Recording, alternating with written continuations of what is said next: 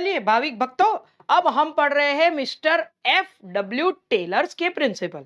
अब basically mister F.W. Taylor मतलब कि फ्रेडरिक विंसलॉ टेलर। अब इनके प्रिंसिपल जो है ना, तो आपके लिए मैं सबसे पहले तो आपको ये क्लियर कर दूं कि ये जो आदमी है, इन्होंने जो प्रिंसिपल्स लिखे हैं वो बेसिकली प्रिंसिपल है चुनाई। You should not be surprised, my dear students. Why? Because इन्होंने मच लेटर पार्ट में आकर जब प्रिंसिपल्स लिखे, तब तक में इंडस्ट्रीज मशीन से भी ग्रो कर चुकी थी। ठीक है, मतलब इंडस्ट्रियल रिवॉल्यूशन के कारण आने वाली इंपैक्ट्स को इन्होंने कवर किया है। तो बेसिकली अगर मैं आपसे कहूं कि F.W. टेलर जो है वो एक साइंटिफिक मैनेजमेंट पे फोकस करते हैं, और साइंटिफिक मैनेजमेंट का मतलब होता है कॉज एंड इफेक्ट रिलेशन। तो basically when I say cause and effect relation, तो there should be dynamism also, मतलब वो फ्लेक्सिबल होंगे। हम कोई एक फिक्स प्रिंसिपल तो बता नहीं सकते।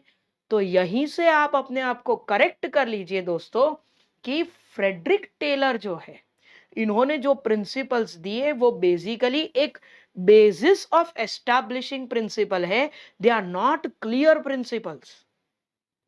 He has given techniques. You derive yourself. Your principle should be derived as per your organization. Why should I make principle for your organization? और ये सही बात है ना इनकी, कि इनको पता भी नहीं होगा कि कल को आकर कोई कंपनी एयर फाइबर लॉन्च करेगी, कल को आकर कोई कंपनी ऑयल फील्ड्स बनाएगी, और उन ऑयल फील्ड से एक्सट्रैक्टिव एक्टिविटीज, कोल माइन, ये सब उस टाइम पे जो जो चीजें चलती थी उस हिसाब से इन्होंने क्या बोला कि मैं आपको ना एक बेसिस देता हूं, मतलब आपको मैं एक फाउंडेशन बना के देता हूं, उस फाउंडेशन के हिसाब से आप अपने प्रिंसिपल्स खुद बनाइए।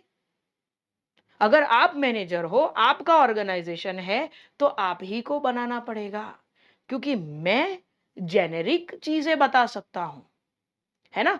तो आप देखो हेनरी फ्योल के प्रिंसिपल्स जो थे वो सारे जेनेरिक है कि हर ऑर्गेनाइजेशन में वो चीजें चलती है, पर इनके प्रिंसिपल्स साइंटिफिक प्रिंसिपल्स माने जाते हैं। तो वो फिर हर ऑर्गेनाइजेशन के कॉज इफेक्ट के हिसाब से चेंज होते रहेंगे। तो बेसिकली इन्होंने जो बनाया वो तो थी टेक्निक्स ऑफ साइंटिफिक मैनेजमेंट, उसके ऊपर से लोगों ने फिर डिराइव किए प्रिंसिपल्स।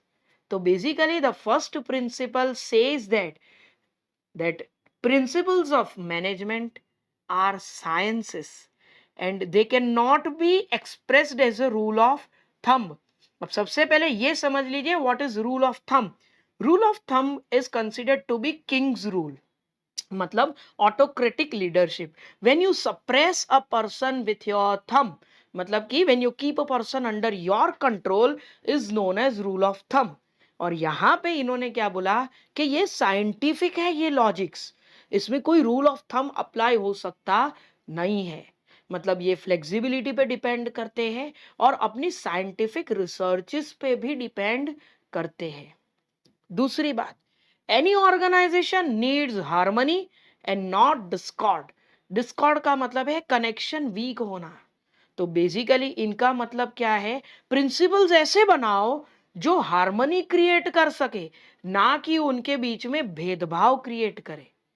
तो ये फ्रेडरिक टेलर का सेकंड बेसिस है कि you maintain harmony and don't go for discords where people fight with each other, like the management and workers are continuously in a quarrels about के मेरा पगार बढ़ा दो। सामने मैनेजमेंट बोल रहा है तूने काम ही क्या किया है, तुमने क्या उखाड़ लिया है। ये सब चीजें नहीं होनी चाहिए ऑर्गेनाइजेशन में, ये टेलर साहब कहना चाहते हैं।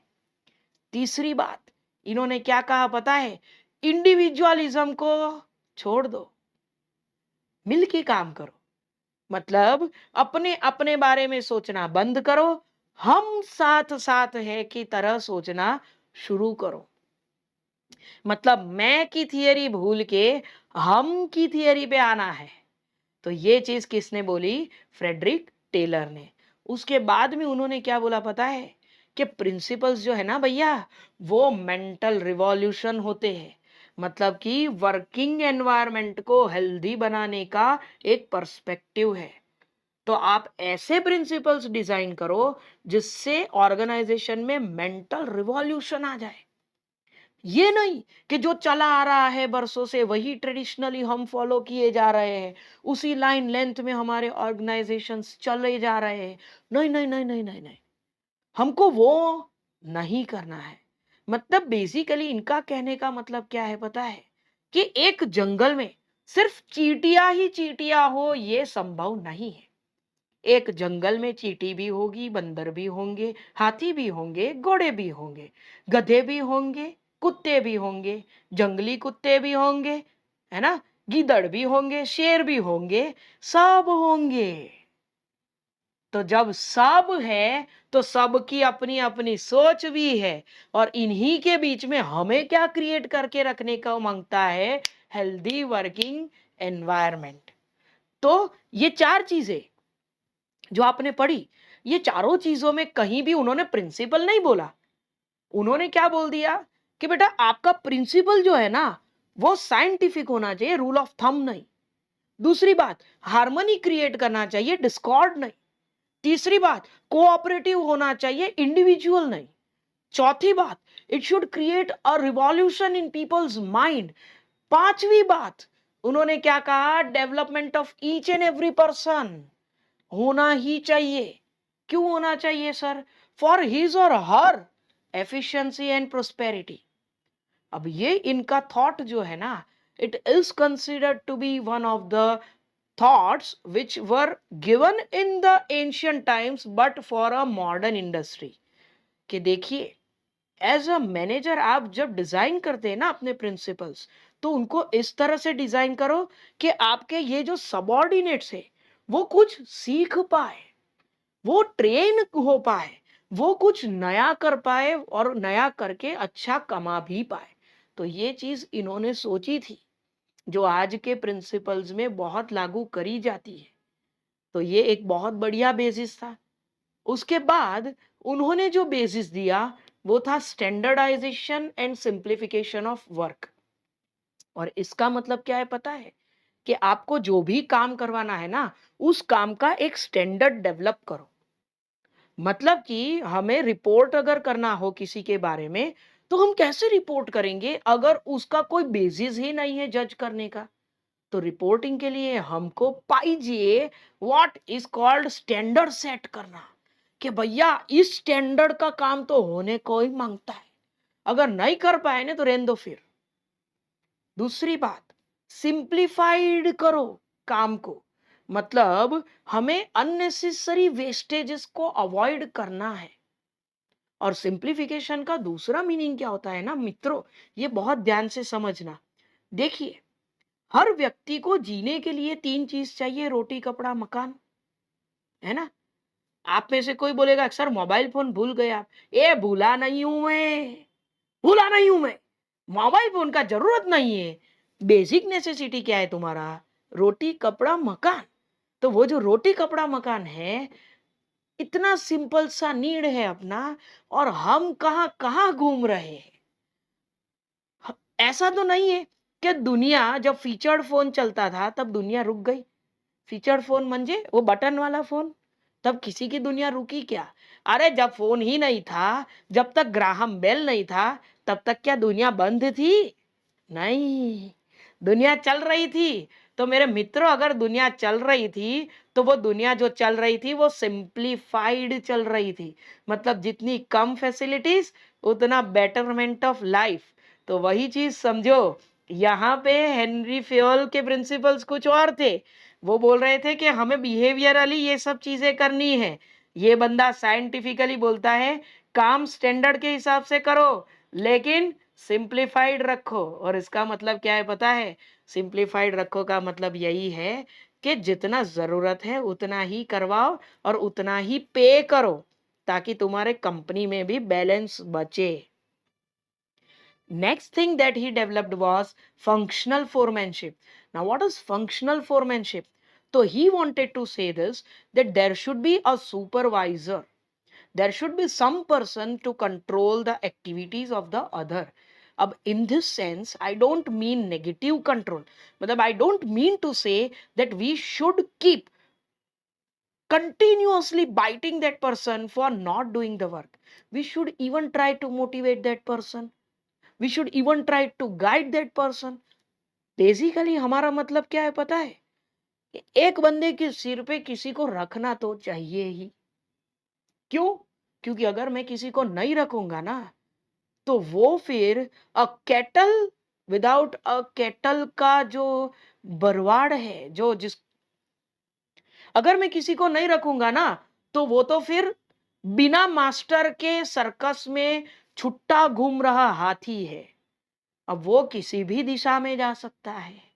तो इसीलिए हमको क्या करना है? हाथी है तो हाथी का मास्टर रखना है, शेर है तो शेर का रिंग मास्टर रखना है, जबकि वो उसको कंट्रोल कर पाए।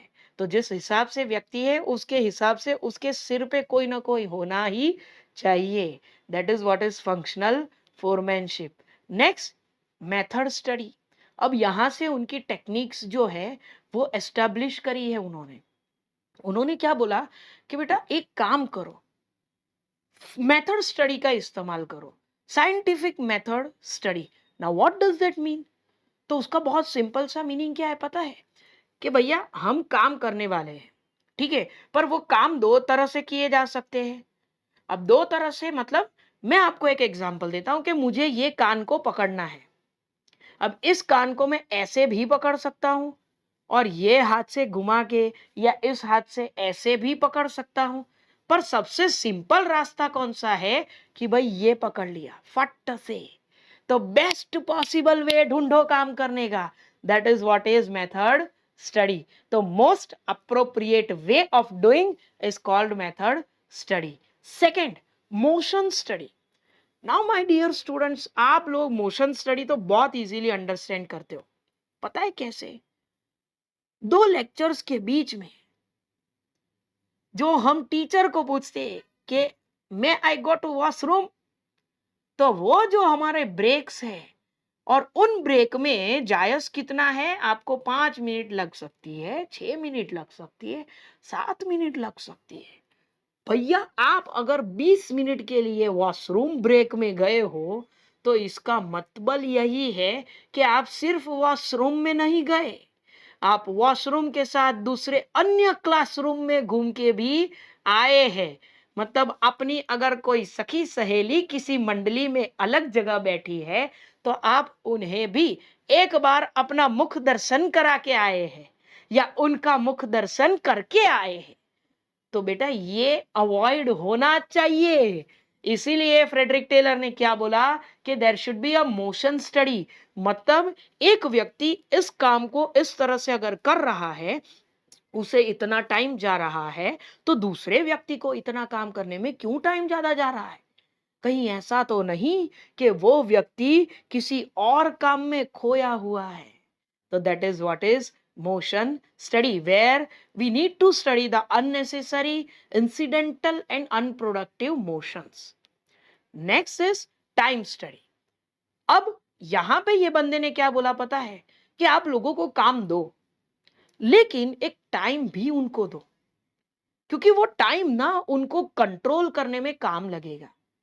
क्यों काम लगेगा? क्योंकि अगर मुझे किसी ने बोल दिया कि भैया तुम्हें 15 मिनट का लेक्चर लेना है, तो मैं एटलीस्ट 10-15 मिनट के आसपास अपनी घड़ी देखूंगा और घड़ी देख के अगर मुझे पता चला कि टाइम इज अप, तो मैं निकल जाऊंगा। इससे क्या होगा ना, सामने वाले व्यक्ति पे अच्छा असर पड़ेगा। क्यों अच्छा असर पड़ेगा सर? क्योंकि उस व्यक्ति ने बोला था 15 मिनट और 15 मिनट में मैं अपना इफेक्टिव काम करके निकल लिया हूं। तो that is what is time study. कि बेटा एक स्टैंडर्ड टाइम फिक्स करो, इतने में ही काम करना है, जो दिया है वो। क्यों नहीं हो सकता? क्यों नहीं हो रही पढ़ाई? ये हो जाएगा, बिंदास हो जाएगा तुमसे, है ना? जैसे एक आपको टाइम स्टडी का मैं एग्जाम्पल दे सकता हूं, और मेरे प्यारे मित्रों वो एग्जाम्पल ना बहुत बढ़िया है। एक समय था जब एक बहुत ही डेंजरस सा ऐप चलता था जिसपे ज्यादातर वीडियोस रखी जाती थी कम टाइम स्लॉट्स की, और वो ऐप का नाम मैं आपको बोलूंगा नहीं, वो बैन हो चुका है। ठीक है, तो उसका नाम लेना भी गुनाह है, तो हम उसका नाम नहीं लेंगे। लेकिन किटकैट को उल्टा करे और मिलता जुलता एक नाम वीडियो का था।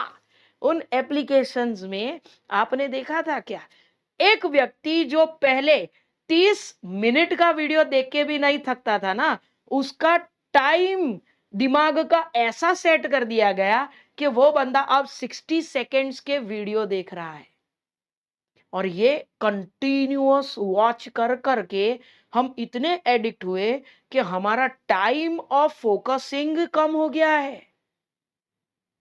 क्या हुआ, उस बंदे ने स्टैंडर्ड ही ऐसा सेट किया कि जिसमें हम ढल गए। और फिर आए मार्क जुकरू बुकुरुगु, उन्होंने क्या बना दिया, वो बैन हुआ तो उन्होंने बोला तू चिंता मत कर, भाई अभी जिंदा है। तो उन्होंने वही अपना नाच गाना उठा के, वही महिला मंडल को उठा के, वही सखी मंडली को उठा के उन्होंने अपने इंस्टाग्राम में स्थान दे दिया। और माय डियर स्टूडेंट्स, यहां तक हंसने वाली बात थी, लेकिन now listen to this very carefully, that this things have hurted and these things have dulled people's mindset in such a way that nobody today listens to anything more than for 30 seconds. मतलब this is just a play with people's mind. कि तुमको डेढ़ डेढ़ दो दो घंटे के video देखने में भी जो कोई दिक्कत नहीं आती थी, ऐसे हालात में आज तुम्हारे मूवीज को भी रील्स की तरह बनाया जाता है। सोचिए, पहले के पिक्चरों में कभी अमिताभ बच्चन का कोई ट्रेलर नहीं आया। कल्कि में 4 बार उनका ट्रेलर डाला ये लोग ने, क्यों डाला? टीजर देखा आपने, क्यों देखा? आपका मन जो है उसको संकुचित किया जा रहा है। मतलब यहां टाइम स्टडी का बेहतरीन इस्तेमाल किया जा रहा है कि जहां आपका वॉचिंग हमारे स्टैंडर्ड टाइम के हिसाब से रहना चाहिए। Next point over here is fatigue study. Now what is fatigue study? बेटा फैटिग स्टडी का मतलब है सर थकान। सर पता है एक लेक्चर सुन के एक स्टूडेंट की क्या हालत होती है? बेटा पता हमको भी है, क्योंकि हमने भी लेक्चर सुने हैं। ठीक है, लेकिन इसमें सबसे बड़ी दुविधा समझो कि बेटा काम के ऊपर अगर हो, काम कर रहे हो और बीच में तुमको थकान आ रही है, तो तुम्हारा क्या होगा पता है? तुम टाइम स्टडी को भूलोगे, तुम मोशन स्टडी के साथ खेलोगे, तुम्हारी मेथड बिगड़ेगी। तो बेटा जब सब बिगड़ेगा ना, तो एक बहुत सिंपल चीज बताऊं, ये तुम्हारी जेब ये खाली हो जाएगी, क्योंकि ऑर्गेनाइजेशन वाला पैसा नहीं देगा तुमको फैटिग स्टडी इस्तेमाल करने के लिए। तो इसीलिए ये बंदा बहुत होशियार है। इस बंदे ने पहले ज बोल दिया कि देखो आदमी का काम करने का टाइम, और वो उतने टाइम में कितना काम करता है और कितना टाइम बीच में वेस्ट करता है, उसका सब का रिपोर्ट बनाओ। पता चलेगा कि this is what is fatigue study. मतलब when a person spends idle time in doing nothing or else doing something unproductive, that is what is fatigue study। और इन सब का माई बाप उस बंदे ने एक टेक्निक को बनाया, और वो है उसकी डिफरेंशियल वेज रेट सिस्टम। और डिफरेंशियल वेज रेट सिस्टम क्या है पता है? एक व्यक्ति दिए हुए समय में जितना बोला गया है उतना आउटपुट दे रहा है, तो उसको उस हिसाब से पगार मिलना चाहिए। तो सवाल आना चाहिए सर अगर मैंने जास्ती काम कर दिया तो, मतलब अगर मैं कुछ ज्यादा काम कर गया तो बेटा खुश रहो, क्योंकि फिर टेलर साहब बोल रहे हैं कि ज्यादा काम करेगा तो ज्यादा पैसा दिया जाएगा। तो खुशी का ठिकाना नहीं है। डिफरेंशियल वेज रेट सिस्टम ही ऐसी है। डिफरेंशियल का मतलब ही यही है कि जैसा काम करोगे वैसा तुमको मिलेगा, बोनस भी मिलेगा, मतलब सब कुछ मिलेगा, पर तुम्हारी काम करने की क्षमता पे डिपेंड करता है।